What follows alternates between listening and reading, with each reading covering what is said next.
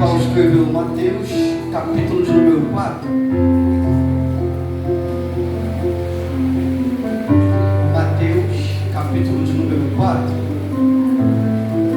Glória a Deus. Louvado seja Deus. A igreja achou, amém? Amém. O tema vai dizer: a tentação de Jesus. Então Jesus foi conduzido pelo Espírito ao deserto para ser tentado pelo diabo. E quando ele jejuou 40 dias e 40 noites, ele teve fome. E quando veio a ele o tentador, disse: se tu és o Filho de Deus, ordena-te que esta pedra seja transformada em pães. Mas ele respondeu: está escrito, nem só de pão viverá o homem, mas de toda palavra que proceder da boca de Deus. Então o diabo o levou à cidade santa e o colocou sobre o pináculo do templo. E disse-lhe: se tu és o Filho de Deus, lança-te daqui embaixo, porque está escrito: ele te dará ordem aos teus anjos ao teu respeito, e em suas mãos te sustentarão para que não tropece contra o pé em pedra. Disse-lhe Jesus: também está escrito: não tentarás o Senhor teu Deus. Novamente o diabo o levou a um monte altíssimo e lhe mostrou todos os reinos do mundo e a sua glória. E disse-lhe: todas estas coisas eu te darei, se prostrados me adorares. Então Jesus disse: vai-te, Satanás, porque está escrito: ao teu Deus somente adorarás, e só a ele servirás. Então o diabo o deixou, e eis que chegaram os anjos e o serviram. Podem tomar seu assento em nome de Jesus. É só a casquinha do pão, o miolo já está preparado em nome de Jesus. Quando fui solicitado aqui pelo nosso pastor para poder trazer a palavra devocional, eu confesso aos irmãos que eu imediatamente, orando a Deus, pedi a ele que me desse uma palavra. E como domingo a gente gosta muito de palestrar sobre louvor e adoração, porque é um culto diferenciado, onde nós nos reunimos, eu começando ali os trabalhos em casa, eu orei a Deus e pedi a Deus uma palavra, por mais que fosse uma introdutória. E Deus palestrou comigo essa passagem, e eu tentando entender um pouco sobre o que Cristo queria falar para a igreja. Quantos me ouvem, diga amém?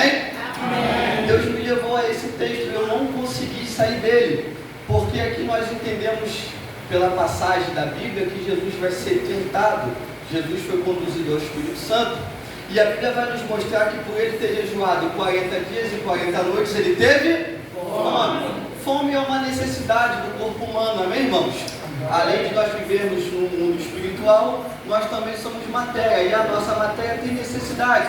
Se você tiver com sede, o seu corpo vai pedir água, e se tiver com fome, vai pedir comida. Então há uma necessidade, e Cristo, por estar encarnado, sentiu fome. E a palavra vai dizer que por Satanás, o diabo, entender a necessidade de Cristo, ele vira para Jesus e fala: se tu és o Filho de Deus, pegue esses pães e transforme essas pedras e transforme em pães. Para quê? Para que você venha saciar a sua fome. Cristo, porém, responde: nem só de pão viverá o homem, mas de toda palavra que sair da boca de Deus. Até aí tudo bem. Por quê? Porque Cristo já está vencendo a primeira parte da tentação. A segunda parte da tentação foi quando Lúcifer, diabo ou Satanás, leva Jesus até um alto do monte e mostra todo o reino. E ele vira e fala para Deus, leva até o tabernáculo, ao pináculo, e fala: se tu és o Filho de Deus, lança-te daqui, porque está escrito que aos teus anjos ele vai dar ordem ao teu respeito, para que você não venha tropeçar com teu pé em pedra. Jesus também vai dizer que na palavra está escrito que ao Senhor teu Deus não tentarás. Até aí tudo bem. Por quê? Porque o diabo, ele vem sempre assim. Escuta o que eu vou te dizer. Ele vai olhar a necessidade que eu e você estamos enfrentando e vai tentar nos corromper. Ele vai tentar jogar algumas setas, ele vai tentar jogar algumas armadilhas para tentar nos comprar, para tentar nos comparar. E você vê que todo o texto de Jacob Robson, ele vai olhar para Jesus e ele vai falar: se tu és o Filho de Deus, faça isso. Se tu és o Filho de Deus, faça aquilo. E eu falei: Deus, por que o Senhor colocou essa palavra no meu coração? E Deus falou comigo: filho, vai entrar pessoas por aquela porta que está com dúvida no coração. Qual é a dúvida? Se é Deus, por que eu estou passando por isso? Se é Deus, por que eu estou vivendo isso? Se eu sou homem de Deus, por que isso daqui está me enfrentando e está me trazendo adversidade?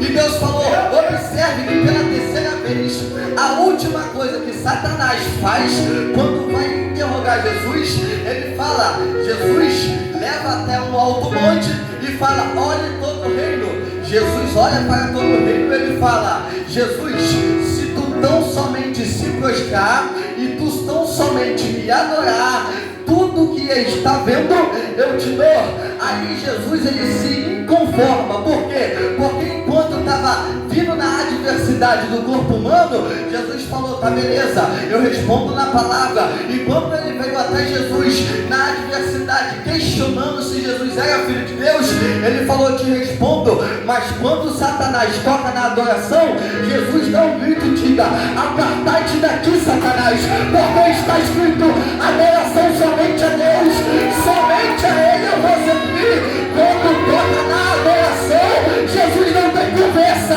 Jesus não tem meio diálogo. Irmãos, escute o que eu tenho para te dizer. Porque eu falei, Senhor, por que é tão importante? Deus falou assim comigo, vai em Números, capítulo de número 3. Eu separei uma tribo, eu separei uma nação, eu fui caprichoso, eu peguei uma nação de 12 homens, peguei os filhos, separei uma delas para somente se dedicar à adoração. É por isso que você vai entender que para os judeus, irmãos, você brinca com qualquer coisa, mas brinca com alguém lá do Paquistão, brinca com alguém do Ocidente Médio, eles não negam, eles não se renunciam, eles não mudam. E o judeu, quando ele é judeu, nascido mesmo, ele é criado dentro da palavra da Torá, ele não se desvia. E eu comecei, Senhor, o que o Senhor está querendo me dizer? E Deus falou, filho, é porque a adoração está muito mesclada. Eu não quero adoração de qualquer jeito, eu não quero adoração de boca para fora. Eu separei um povo para me adorar, eu separei um povo para me louvar. E se o povo estiver adorando errado, ele vai puxar a orelha. Mas se o povo estiver adorando certo, Salmos de Números 22, verso de número 3, Deus habitará no meio dos louvores. Deus habitará no meio dos louvores. Pode parecer que não, mas um louvor pode mudar uma semana inteira. Porque quando o clima está pesado na tua casa, você liga o seu som, você começa a orar e você começa a falar com o papai e fala, Senhor, eu vou te adorar, e bota o seu louvor no máximo do volume e fala, Satanás, para trás de mim, porque na minha casa vai ter adoração, vai ter louvor, vai ter presença e Deus vai habitar. Então eu quero que você entenda isso aqui. Salmos vai dizer, quando entrai pelas portas do Senhor, entrai nos seus atos com louvor, com hinos, que o seu louvor nunca se aparte dos meus lábios. Ele vai dizer, louvai e bendizei porque o Senhor é bom, louvai e bendizei porque eterna é a sua bondade, louvai e bendizei porque a sua misericórdia não tem fim, louvai e bendizei porque Ele é grande, louvai e bendizei porque Ele está conosco. E Ele vai dizer, diga glória a Israel, se não fosse o Senhor do nosso lado, os inimigos teriam nos envolvido, mas o louvor ninguém pode tocar. Você entendeu isso daqui? Eu vou entregar dizendo o que Deus mandou dizer. Havia um rei chamado Nabucodonosor, e ele levantou uma estátua enorme, e cobriu a estátua de bronze. E ele falou assim, agora, quando tocar toda sorte de música, quando tocar o pífaro, a flauta, quando tocar tudo, toda a língua e toda a nação vai se curvar e vai adorar a estátua. Meu Deus! Só que judeu que é judeu que entende da palavra, por mais que estava sendo escravizado no seu reino, quando ele vai chegar e quando vai tocar o pífaro, quando tocar a flauta, toda a língua, toda a nação estava se dobrando. Mas havia 3 homens, você conhece a história, Sadraque, Mesaque e Abednego. Por quê? Eu aprendi que louvor não se renuncia, eu aprendi que louvor não se divide, louvor não se divide pela metade, ou você se entrega por inteiro, ou você não se entrega. Então se você saiu da sua casa, não vai pela metade, entrega por inteiro a adoração a Ele. Fala assim: ei, ainda que tu me jogue dentro da fornalha. E sabe o que mais me chama a atenção?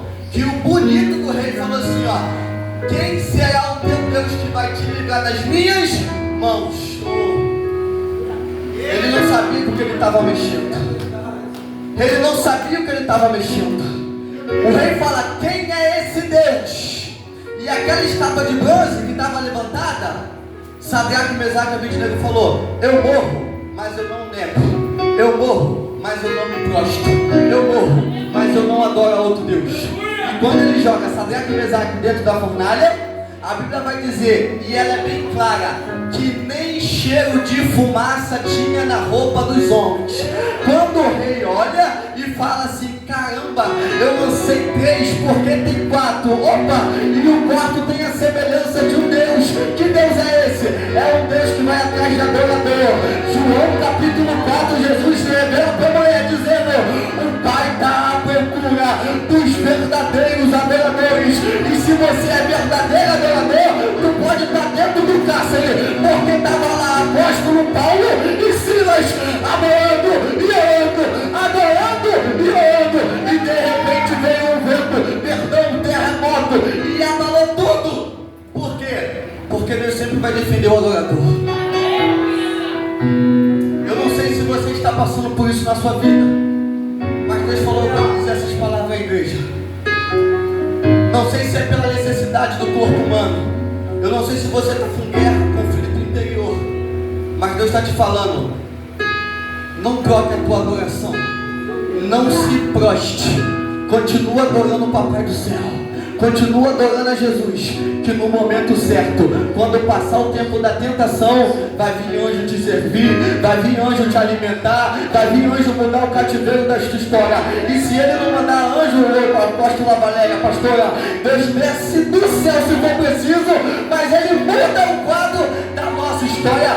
Levante suas mãos lá no segundo andar, em nome de Jesus, e aplauda esse Deus.